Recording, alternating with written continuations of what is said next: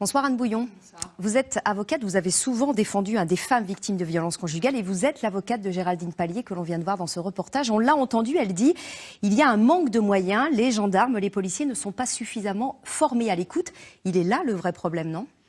C'est un des problèmes possibles, c'est sans doute pas le seul à la situation des femmes victimes de violences conjugales, mais effectivement ce que Géraldine, elle, a ressenti dans son parcours de femme victime de violences, c'est une carence d'écoute. Elle ne s'est pas sentie entendue, pas toujours en tout cas, pas suffisamment. Et donc, lorsqu'il s'est agi de sortir de cette spirale de la violence, elle s'est sentie enfermée et les passerelles possibles pour elle n'existaient pas jusqu'à ce drame.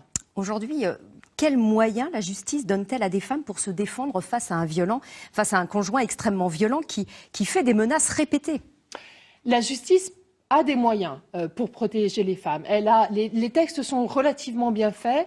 Depuis 2010, notamment, existe ce qu'on appelle une ordonnance de protection judiciaire qui peut être rendue par le juge aux affaires familiales. Qui consiste en quoi, par exemple ? Qui consiste en tout un tas de mesures que le juge peut prendre pour évincer le conjoint violent, pour autoriser la femme victime de violence à dissimuler son adresse, pour organiser les relations parentales, pour interdire le port d'armes, par exemple. Voilà des mesures concrètes. Mais est-ce que ce sont des ordonnances de protection qui sont prises souvent par les juges ?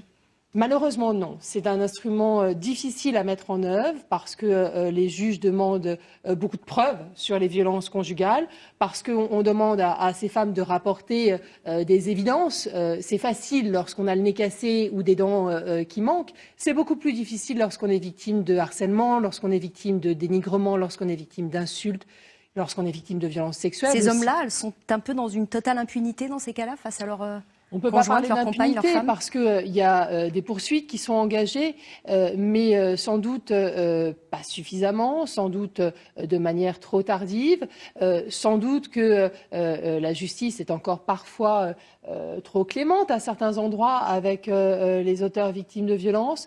En tout cas, qui n'ont pas d'obligation de soins, disons-le tout de suite. S'il n'y a pas de condamnation, il n'y a pas d'obligation de soins. Alors, les obligations de soins n'existent pas devant le juge des affaires familiales. C'est pas quelque chose dont le juge peut disposer. Par contre, devant le juge pénal, ça existe dans le cadre d'un sursis mis à l'épreuve.